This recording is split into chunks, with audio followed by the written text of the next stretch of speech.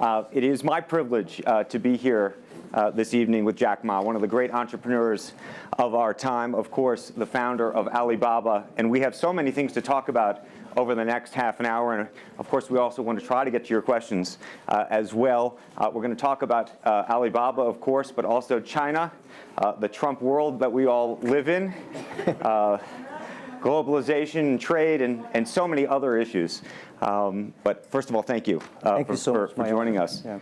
Let me start with this, which is to say that you just spent some time inside Trump Tower and went to go visit with Donald, our president-elect in the United States. Tell us about that meeting.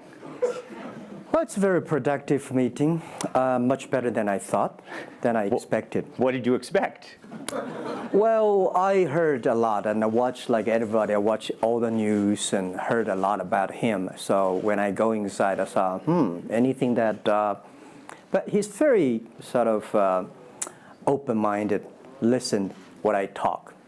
So I think I'm very happy about results. And finally, when he said, he said, Jack, let me walk you down. So it seems he's very happy about the results we had. Can I ask, how does a meeting like that happen? Do you call him? Does he call you? Well, how does this take place? Well, that's the question I'm asking myself. Because someday I got some requests from people say, Jack, do you want a meeting the president-elect? I say, is that true or not? Because I'm not ready for that. Because I don't know what to talk about. And then a few days later, I got another request. I got several requests, and then I saw one email with a friend, and it's very sort of specific. I thought about it. I think, yes, maybe I should go and have a talk. And at least I think President-elect Donald Trump would be happy to hear what I want to talk about. So I went. And what did you tell him? Talk about the small business, talk about agricultural products, talk about the trade between China and the USA. We especially focus on telling about how can we bring the small business in America, sell them to China, to Asia, through our network, which can create a lot of jobs for them. And you committed to create what you say is going to be 1 million jobs in the United States over the next 5 years. Yeah. Now, that's not a million jobs that Alibaba itself, but you're not hiring 1 million people. No, we totally, Alibaba employee put together is like 45,000 people. We cannot hire 1 million. I cannot imagine I can manage 1 million people. Explain to us how you think about the U.S.-China relationship, given some of the comments that Donald Trump has made about China being a currency manipulator. Did that come up during your meeting? Well, I think first, in America, there's a freedom of speech, right? So he can say whatever he wants, and I respect, I understand. But of course, I have my views. We did not debate about the China-U.S. trade or manipulation. We did not debate. We did not talk. We agreed on something. Small business, developing the Midwest America, helping the farmers there, small business there, to exporting to China. So we all agreed. But something that we did not discuss about the American the job losing to China, Mexico, and this. Can I share with you my ideas? Please. Yeah. First, I think 30 years ago, when I just graduated from universities, I heard America had a wonderful strategy. They outsource the manufacturing job, service jobs. They outsource the manufacturer to Mexico and China, outsource the service job to India. There's a book called The World is Flat. Tom Friedman, colleague at the New York Times. And I think it's a perfect strategy. You know, that the Americans said, we just want to control the IP, we just want technology, we just want the brand, and leave the lower-end jobs for the world. Great strategy. And second is that the American international companies made millions and millions of dollars from globalization. The top 100 companies in America. Amazing. I remember when I graduated from university, I tried to buy a beeper, the Motorola beeper. Cost me $250. My pay at that time is $10 a month. as a teacher. And the cost of making that beeper is only $8 for a chip. Right. So past 30 years, IBM, Cisco, Microsoft, they made tons of money. The profit they made are much more than the 4 largest banks in China put together, the China Mobile Phone, China Unicom, and whatever you name it, put together. Still, these multinational companies made more money than. So their market cap grew more than 100 times in the past 30 years. But where'd the money go? This is what I'm curious, because as a business people, I always care about the balance sheet. Where's the money coming? Where'd the money go? Past 30 years, the American had 13 wars, spending $14.2 trillion. The money going there. What if they spend a part of that money on building up the infrastructure, helping the white collars and the blue collars? No matter how strategy good it is, you're supposed to spend money on your own people, right? Not everybody can pass Harvard. Like me, they're not good at education, right? We should spend money on those people who are not good at schooling. And the other money, which I'm curious about, is that when I was young, I heard America is about Ford and Boeing, those big manufacturing companies. Last 10, 20 years, I heard about is Silicon Valley and Wall Street. The money go to the Wall Street. And what happened? Year 2008. The financial crisis wiped out $19.2 trillion USA alone. They wiped out all the white collars and destroyed 34 million jobs globally. So what if the money is not Wall Street? What if the money spent on the Middle East, Middle West of the United States, developing the industry there? That could be changed a lot. So it's not the other countries steal jobs from you guys. It is your strategy. Okay, but you do not distribute the money and things in a proper way. This is what I. And now we're having a backlash. And that backlash is a rebuke of globalization. And so much of the conversation, frankly, that we have here, and that backlash is happening in the United States. But I will say President Xi was here yesterday. You had lunch with him. And he was quoting Abraham Lincoln. What did you make of that? Well, I would say that globalization is a great stuff. It's the USA, it's developed countries to teach us how to do globalization. I remember 2002 or 1 before China joined the WTO, everybody in China was worried. Me, I was worried. Because what if all the international products come to China, destroy our industry, and we have to lose a job? So convince China, after 20 years, then you guys are telling, say, this is a terrible thing. I believe globalization is good, but globalization needs to be improved. This is Donald Trump, President-elect, want to solve it, the problems. That globalization, I think, should be inclusive globalization. In the past 30 years, the globalization was controlled by 60,000 big companies. 100 years ago, globalization was controlled by several kings and emperors. What if next 30 years we can support 6 million business doing business across the board? What if in next 30 years we can help support 20 million small business can do business across the board? So this is something which I believe globalization should be inclusive. And do you think that the words of President Xi will happen in reality, which is to say that China has largely acted on its own behalf for many, many years, and now is effectively saying that the U.S. needs to continue acting on everybody else's behalf? Yeah, I think, the world needs some, Mr. Xi yesterday said, it's a wonderful time, it's a bad time, or the worst time.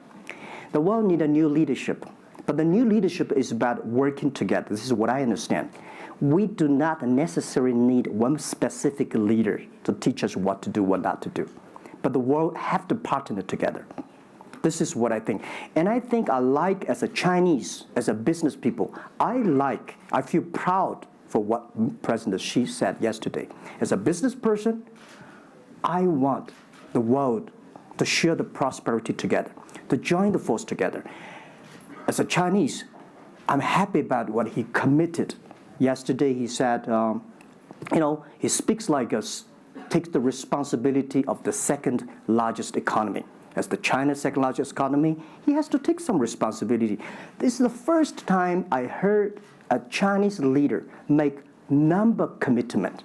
He said, next 10 years, we are going to import $8 trillion US.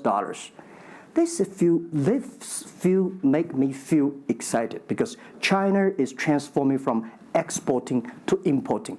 If there's a concrete number, if we can fulfill it, this is going to be huge change to the China and to the world. But don't you think that it's easier today for China to be interested in globalization because of the benefits that can accrue to China because you're continuing to develop than it is for countries that are, quote unquote, developed? Well, first, the WTO rule is not designed by China. It's not made by China. I will say there's something that I want to change. The WTO is designed, a lot of rules designed for big companies in the past 30 years, and only big companies can do it. And China definitely benefit a lot from opening. I think China should learn one thing, that we grow in the past 30 years, it's because we open to the world. If we continue to open to the world... Not fully. Okay. American business that wants to effectively go into business in China has a very difficult time, has to partner effectively with a company that's there already. This is why I said China has problems too. The world has problems. And China definitely has a lot of problems. China should open, should be more confidence. This is what I feel yesterday. I feel the confidence of Mr. Xi that he is ready to open more to the world. This is what I suggest, that we should solve the problem by business community, right, by negotiation. WTO, China joined WTO for like 20 years or 70 years. I don't know the number, but the past years, that I think we as a business, we as a country, we as the world, we have to review something. Right. But not because unbalanced things, we stop it. You've been calling for something called EWTP. Yeah. What is that? This is what I would talk about, is that the WTO was great, but they mainly designed for developed countries, big companies. There's no opportunity for small business. We want to build up an EW, Electronic World Trade Platform, to support young people, small business, thanks through mobile phones, internet, they can sell and buy across the board. And the other thing is that WTO is a very interesting organization. When you put the Doha round, when you put 200 government officers in one room, ask them to agree on something, it's impossible. I can never imagine that they can agree on something together. Business should be designed by business people. So we believe EWTP should be something that the business people sit down together, agree on something, negotiate on something, and get endorsement from the government. I want to talk a little bit about Alibaba and the model itself, because I think for many in the West, if you will, they don't necessarily understand it. And to the extent that the extent that I could try to compare it to Amazon, which I know you think is an unfair comparison, one of the things that's so fascinating to me is that Amazon and Jeff Bezos have pursued what might be described as a very asset-heavy business model. They're buying airplanes. They want to own the entire supply chain from beginning to end. And Alibaba has effectively an asset-light business. It is very much, in terms of the retail piece of this, the opposite. You don't want to own the warehouses. You don't want to own the logistics companies. How do you think about that? Is Jeff Bezos right, or are you right? And is there going to be a meeting in the middle? I hope both are right. And because the world can never have one model. If the world has only one correct model, the world is too boring. Right? We need to have all kinds of models. And the people who do the model should believe in the model. And I believe what I do. Right? The difference between Amazon and us. Amazon is more like an empire. Everything they should control themselves, buy and sell. And our philosophy is that we want to be an ecosystem. Our philosophy is to empower others to sell, empower others to service, empower making sure the other people are more powerful than us, making sure with our technology, our innovation, our partners, our 10 million small business sellers, they can compete with Microsoft, IBM.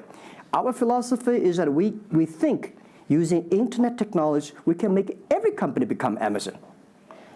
Remember one thing, today for our sales, our GMV last year is more than 550 billion US dollars. To hire people deliver for us, we need 5 million people. So how can we hire 5 million people deliver things for us to deliver the things we sold?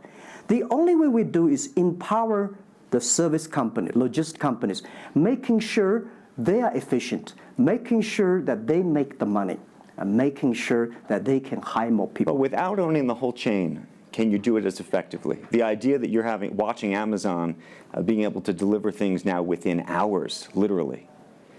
We made 125 cities deliver within 1 day last year. Imagine, 10 years ago, deliver one thing from Beijing to Hangzhou takes about 8 days. Now you can deliver things from Beijing to Inner Mongolia, some city, within 12 hours. It's improving. You can never expect these things happen within 24 hours. We have patience. So I think, can you imagine that within the 11/11 Singles Day, we sold $17 billion,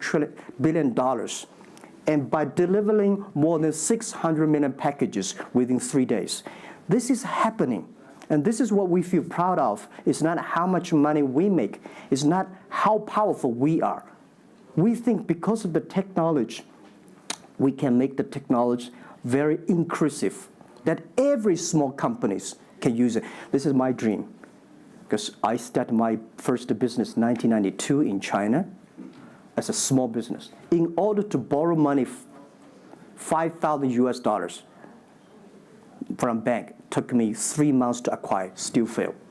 So difficult to be a small business. Today, with the technology, we can empower them. This is something I want to do.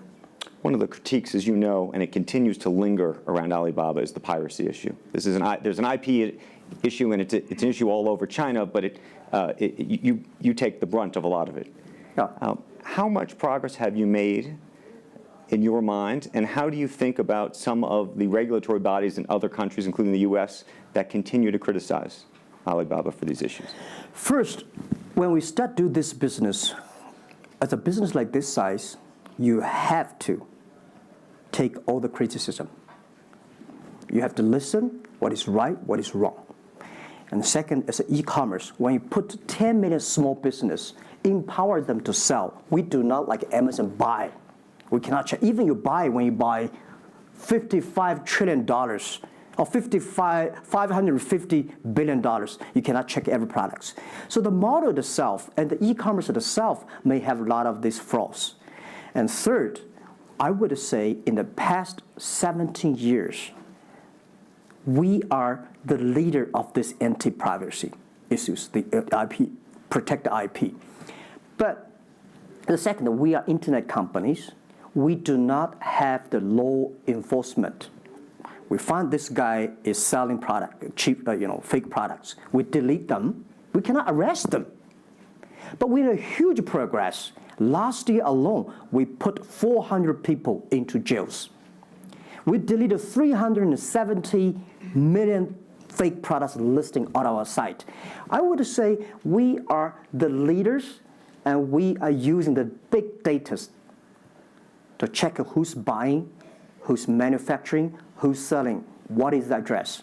So now I'm happy about the whole world, especially China, all the government organization, start to realize the issues. So I would tell you, good thing is that today, when you go to those criminal group, which I call them criminals, those fake products manufacturers, sellers. You've praised the quality, though, of some of these. I would talk about it later, right? Those criminals said they can go anywhere but not Taobao and Tmall, because using our data, we trace where they are, who they are, what's the address, what the amount. and we will deliver this to the police station and working with them to arrest them. The quality issues is something I want to share with the people. It's not about praising the fake products. I want to say that for so many years, those branded companies, you have to be very careful because the fake products, their quality improving is scary. That is the difference between us. Because when you find guys, the people said this is fake, and you have to find people, you have to find a third-party institution to check it is